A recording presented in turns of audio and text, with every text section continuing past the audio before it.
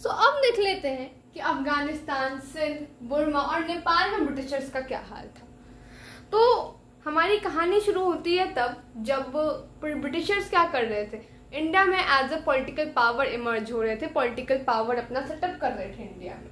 तो उस टाइम में ब्रिटिशर्स ने सोचा कि हम इतना पॉलिटिकल पावर हम सेटअप कर ही रहे हैं, क्या होगा अगर रशिया धीरे धीरे अपने आप को एशिया में एक्सपैंड करने की कोशिश करे, और एशिया में एक्सपैंड करते करते कहीं ऐसा ना हो कि वो नॉर्थ वेस्ट के रास्ते, नॉर्थ वेस्ट का मतलब हो गया ये नॉर्थ है ये वेस्ट, नॉर्थ वेस्ट के रास्ते इंडिया में एंटर कर ले और फिर इंडिया पे भी अपना राज जमा ले, तब तो हमारा पत्ता भाई कट हो जाएगा।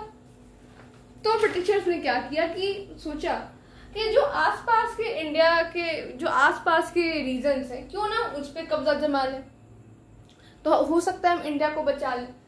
तो उन्होंने क्या किया, अफगानिस्तान, सिंध, बुर्मा और नेपाल जैसे रीजन्स पे कंट्रोल करने की कोशिश की।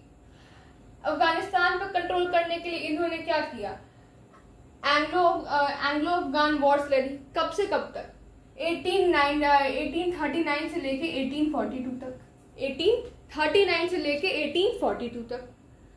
सिंध को इन्होंने 1843 में कंट्रोल इस पे जमा लिया। बुर्मा पे इनको कंट्रोल करने के लिए क्या करना पड़ा, एंग्लो बुर्मीज वॉर्स लड़नी पड़ी, जो कि कब से कब तक इन्होंने लड़ी, 1824 से लेके 1886 तक, 1824 से लेके 1886 तक इन्होंने एंग्लो बुर्मीज वॉर लड़ी बुर्मा पे कंट्रोल पाने के लिए।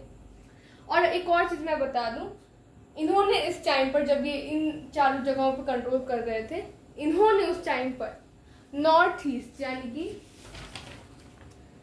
नॉर्थ ईस्ट यहाँ पर क्या किया इन्होंने, असम और जो नागालैंड है, असम और नागालैंड पे, इन दो रीजन्स पे आप देख सकते हो यहाँ पे क्लियर हो, असम और नागालैंड पे इन्होंने क्या किया, अपना कंट्रोल जमा लिया नॉर्थ ईस्ट में। इस टाइम पर जब ये इन सारी रीजन्स पे कंट्रोल जमा रहे थे तो वहां पे भी इन्होंने कंट्रोल जमा लिया। उसके बाद इन्होंने क्या किया, अब इनको तो नेपाल पे भी कंट्रोल करना था ना, तो नेपाल पे कंट्रोल करने के लिए इन्होंने क्या किया, एंग्लो नेपालीज वॉर लड़ी, एंग्लो नेपालीज वॉर्स लड़ी। कब से कब तक, 1814 से लेके 1816 तक, 1814 से लेके 1816 तक।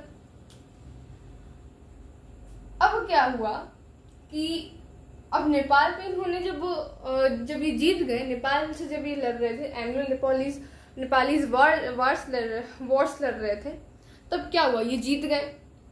तो क्या फिर इन्होंने क्या हुआ, जो नेपाल में गढ़वाल और कुमाऊन जैसे रीजन्स हैं, नेपाल में जो गढ़वाल और कुमाऊं जैसे रीजन्स हैं, उन पे क्या किया इन्होंने, कब्जा जमा लिया। वहां पे इन्होंने क्या किया, अपना कंट्रोल एस्टैब्लिश कर लिया। और साथ ही साथ क्या किया, बहुत सारे जो गुरखा सोल्जर्स थे, कौन सोल्जर्स, गुरखा सोल्जर्स, उनको क्या किया इन्होंने, रिक्रूट किया। इट मीन्स उनको क्या किया, हायर किया अपनी आर्मी में। और मैं एक और चीज आपको बता दूं, तो जो गुरखा सोल्जर्स हैं वो one of the dangerous soldiers में आते हैं। वो बहुत ब्रेव होते थे, वो बहुत ज्यादा ब्रेव होते थे, बहुत क्या बोला जाए, अनदर लेवल के सोल्जर्स होते थे। वो बहुत ज्यादा अच्छे सोल्जर्स माने जाते हैं। बहुत, अगर कोई दुश्मन है उनके सामने तो वो बहुत अपने दुश्मन के लिए बहुत डेंजरस साबित हो सकते थे। वो इतने पावरफुल, मैं बोलूँ तो इतने पावरफुल सोल्जर्स थे गुरखा सोल्जर्स। तो उनको भी क्या किया इन्होंने, अपनी आर्मी में रिक्रूट किया, इट मीन्स हायर किया।